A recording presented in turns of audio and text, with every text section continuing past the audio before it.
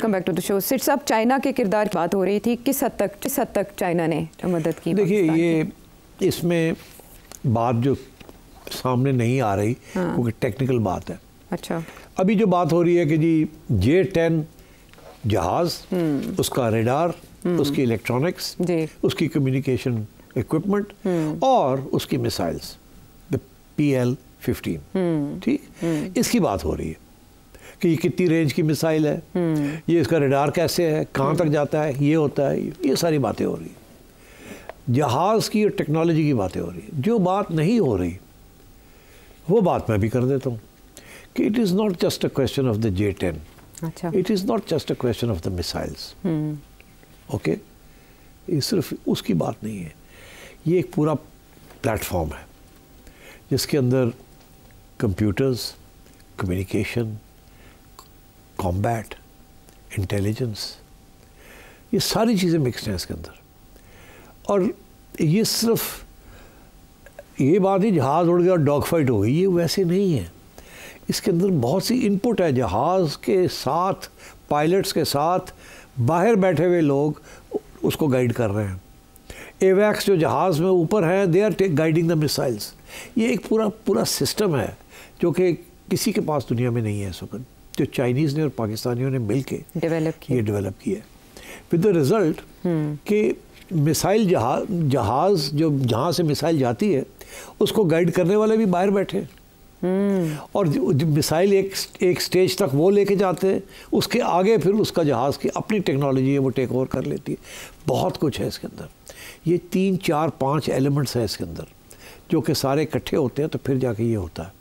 और ये न इंडिया को भी ये नहीं पता था और हमने भी पहली दफ़ा ये पूरा नेटवर्क जो है इसको इस्तेमाल किया है to make the skills. They were not dog fights, they were a very advanced way of communication, navigation, computerization, electronic jamming, targeting, guidance, बहुत कुछ था इसके अंदर। It was not just the jet, it was not just the missile, and it was not just the pilot, the split second in which decisions have to be taken. अगर वो 2 second 3 second के बाद कोई फैसला करता तो शायद वो जो राफे थे वो उनकी मिसाइल्स इनकी तक पहुंच जाती। उनकी भी तो सिर्फ 50 किलोमीटर का फ़र्क है ना रेंज के अंदर। तो मतलब है उनको नहीं पता था कि इनकी रेंज इतनी है, तो वो आगे उन्होंने भी फायरिंग करनी थी, उन्होंने पहले कर दी। अगर ये थोड़ी देर भी फैसला हो जाता या अभी ठहर जाओ, सोचो, पहले तो ये होता था डॉग फाइट होती थी, या आप उनके एयर स्पेस पे चले जाते थे या वो आपकी एयर स्पेस पे आ जाते थे। अभी तो हुआ नहीं, वो उधर थे, आप इधर थे। उन्होंने बिफोर दे कर ओपन देयर या वो टारगेट लॉक करते, इन्होंने उनको जैम कर दिया और वो ब्लाइंड हो गए। और मैं कहता हूँ कि वो जब ब्लाइंड हो गए तो उनमें से 1-2 तो ब्लाइंडनेस की वजह से गिर गए क्योंकि इलेक्ट्रॉनिक्स ही जैम हो गए थे। उनको the pilots didn't know what to do, they had no control over their aircraft. तो ये सारी चीज़ें, ये सब सरप्राइज था। अब हमें भी सरप्राइज था कि ये वर्क कर गया, because we had never tested these things. तो अब मेरा ख्याल है इसी के ऊपर रिसर्च होगी from all over the world कि ये क्या हुआ, कैसे हुआ, ये किस किस्म का सिस्टम था जो कि क्लिक कर गया, और उसमें पायलट का रोल क्या था, जहाज़ का रोल क्या था, मिसाइल का रोल क्या था, एवैक्स जो ऊपर चढ़े हुए थे जो गाइड कर रहे थे उनका रोल क्या था, कम्युनिकेशन का, आपस में कैसे कम्युनिकेशन हो रही थी पाकिस्तानी पायलट्स की, पाकिस्तानी एयर हेडक्वार्टर्स के साथ, एवैक्स के साथ, एंड सो ऑन। तो it was a very complicated and sophisticated way of tackling India's Rafale. इसीलिए it's a state of shock. मेरा ख्याल है हमें भी शॉक मिला है थोड़ा सा। क्यों we've done it? देखो यार, ये बड़ा खौफ था इस जहाज का। राफेल का तो जाहिर है बहुत चर्चे थे वो इंडिया ने उन्हें बर्तरी है ये कहा जाता ले लिया और पता नहीं 24 और ऑर्डर कर दिए किए हुए थे जी। 36 डिलीवरी हो गई, 2 साल से ट्रेनिंग हो रही है जी। अभी आखिरी बैच तो अभी आया, अप्रैल में ऑर्डर किया, उससे पहले ट्रेनिंग हो रही थी, मगर ये कोई छोटी चीज़ तो नहीं थी। तो इसलिए आई थिंक द पाकिस्तानी इसको और सोफिस्टिकेटेड करेंगे। चाइना के साथ ड्रिल्स भी हुई हैं इसके ऊपर पहले बार में, मगर ये खुफिया रखा जाता ना कि क्या कैसी ड्रिल थी, क्या था क्या नहीं था। But I think most important मेरा ख्याल है कि during this critical period Chinese experts were also giving input to the Pakistanis. This is my sense, I don't know, मगर मैं समझता हूँ कि चाइनीज़ सैटेलाइट्स ने हेल्प की या नहीं की, आई डोंट नो। बिकॉज देखिए satellites are very important during such times जी, फ्रीक्वेंसी क्या, बिकॉज पाकिस्तान के अपने सैटेलाइट्स तो है नहीं, अमेरिकन सैटेलाइट्स से तो आपकी हेल्प नहीं करनी। तो ये एडवांस वार्निंग जो मिलती है, अगर वो 300 मील दूर है उनका जहाज जी, तो इनको कैसे पता कि वो जहाज जो है आ रहा है, तो इनका रेडार तो जाता नहीं आता।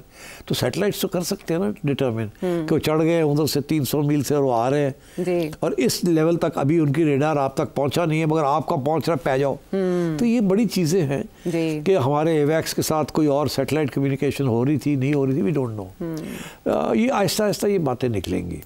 But I think the Chinese PLA, people's liberation army, is one of the most advanced armies in the world. उनकी जो टेक्नोलॉजिकल इनपुट है that is phenomenal। और अभी एक इंडियन एक्सपर्ट है, उनकी तरफ से ये वाज़े कर दिया उन्होंने कि चाइना हैज़ द पावर कि इंडिया की सारी जो इलेक्ट्रॉनिक्स है या जो कम्युनिकेशंस सिस्टम्स हैं उसको जैम करने की भी इनके पास क़ुव्वत है। और अमेरिकन इन्फ्लुएंस को भी चैलेंज कर दिया है बहुत कुछ। So I think India will have to go back to the drawing board. इसीलिए मैं समझता हूँ कि वो चाहते हैं कि बंदी हो जाए, बस कर दो। अगर कुछ किया तो सानू करना पड़ेगा, फिर साड़ी पिटाई ना हो जाए, इसलिए बेहतर है कि we are ready to call it today. That's what's इससे आगे वो नहीं जा सकते। तो अब ये हमने देखना ये है कि हमारे लिए चॉइस ये है, या तो हम हाई मॉरल ग्राउंड लेके कहे जी दुनिया ने हमें रिक्वेस्ट की है, हमने दिखा दिया हम क्या कर सकते हैं, हम ये भी कर सकते हैं, ये भी कर सकते हैं, ये भी कर सकते हैं, and we are warning India ਹੁਣ ਤੁਸੀਂ ਕੀਤਾ ਤੇ ਅਸੀਂ ਛੋੜਾਂਗੇ ਨਹੀਂ ਤੁਹਾਨੂੰ, ਅਸੀਂ ਕਰਕੇ ਦਿਖਾਤਾ ਤੁਹਾਨੂੰ, ਤੁਹਾਡੇ ਬਾਕੀ 24 ਜਿਹੜੇ ਰਹਿ ਗਏ ਨੇ ਵੀ ਫਰਕ ਕਰ ਦੇਣਗੇ ਐਂਡ ਸੋ ऑन। मतलब धमकी देनी है ना, मगर बैक छोड़ दो, ठीक, you will gain a lot of goodwill. But on the other hand then वो जो नई डॉक्ट्रिन की बात हो रही है, वो ये बड़े लोग हैं जो कहेंगे जी एक तो बारी करना चाहिए, छोड़ना नहीं चाहिए, कौड़ा घुट करना पड़ेगा, घास खाना पड़ेगा, नहीं तो ये इंडिया वाले फिर चढ़ जाएंगे किसी स्टेज पे, इनको सबक तो सिखाना पड़ेगा। तो इस वक्त अगर कोई प्रॉब्लम आती है IMF के साथ तो देखा जाएगा उस वक्त बाद में, अभी तो कुर्बानी देने का वक्त आ गया है, तो वी शुड डू इट। तो दोनों पॉइंट से भी चल रहे हैं। या हो सकता है ये कोई ऐसी चीज़ फैसला करे कि इंडिया को पैगाम दे दे कि हम ये करने जा रहे हैं जी, छोटा मोटा, तुसी ਇਹਦੇ ਬਾਅਦ कुछ ना करना। अच्छा, अंडरस्टैंडिंग डेवलप हो जाए किसी के जरिए। NSAs का राब्ता तो हो गया लेकिन उसका कोई आउटकम नहीं पता चला। नहीं, वो मेरा ख्याल है वो सिर्फ इमरजेंसी के लिए राब्ता हुआ है, हॉटलाइन। ये इस किस्म की चीज़ जो है, पहले तो ये सऊदीज़ जो हैं they will play a role. अगर तो पाकिस्तान ने फुल फ्लेश्ड रिटेलिएशन की तो फिर आप समझिएगा सऊदी एफर्ट्स आर फेल्ड। अगर इन्होंने ना की या सोची समझी की जिसके साथ इंडिया एस्केलेशन की तरफ नहीं जाता, उनको भी एग्जिट मिल जाती है, जिसको वो उसका समझते हैं ऑनरेबल एग्जिट। उन्होंने अपनी आवाम को गोली देनी है, हमें अब देने की जरूरत नहीं है, हमने तो करना तो कर लिया, हम ना भी कुछ करें तो साड़ी आवाम बड़ी ओ जी ट्राई करती थी, ठीक है, कश्मीरी भी जाग गए, बाउंस रिबाउंड कर गया वहाँ पर, तो ये सारा इंडिया के गले पड़ गया, चिढ़ गया, गले पड़ गया, दुनिया नोबडी बिलीव्स इंडिया, बहुत लॉस ऑफ गुडविल हुआ है इंडिया का। I think India will have to think twice आगे इस किस्म की चीज़, अगर उसने फॉल्स फ्लैग करके पाकिस्तान के ऊपर हमला करना है, they will think twice about it. So I think part of the message has been conveyed. अब आई थिंक इससे ज़्यादा मेरा मुनासिब नहीं कि मैं कोई बात करूं, मेरे पास वो इन्फॉर्मेशन नहीं है और वो ज़िम्मेदारी नहीं है जो कि हमारे नेशनल सिक्योरिटी के एडवाइज़र्स हैं और जो हमारी फ़ौज है और जो हमारे सियासतदान इन नो हैं। It's a decision they have to make. अभी तक की सिचुएशन में इंट्रोस्पेक्ट, क्योंकि देखिए ये हर चीज़ का एक कॉन्सिक्वेंस होता है।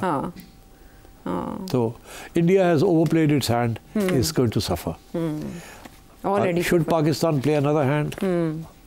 पाकिस्तान पे हम फैसला छोड़ देते हैं। आपने उसके सारे पहलू तो बयान कर लिए, IPL और PSL के हवाले से जो भी हुआ, ये जिसकी नज़र हुआ, जंगी हिजान की नज़र हुआ, उस पर भी आने वाले शोज़ में हम करते रहेंगे।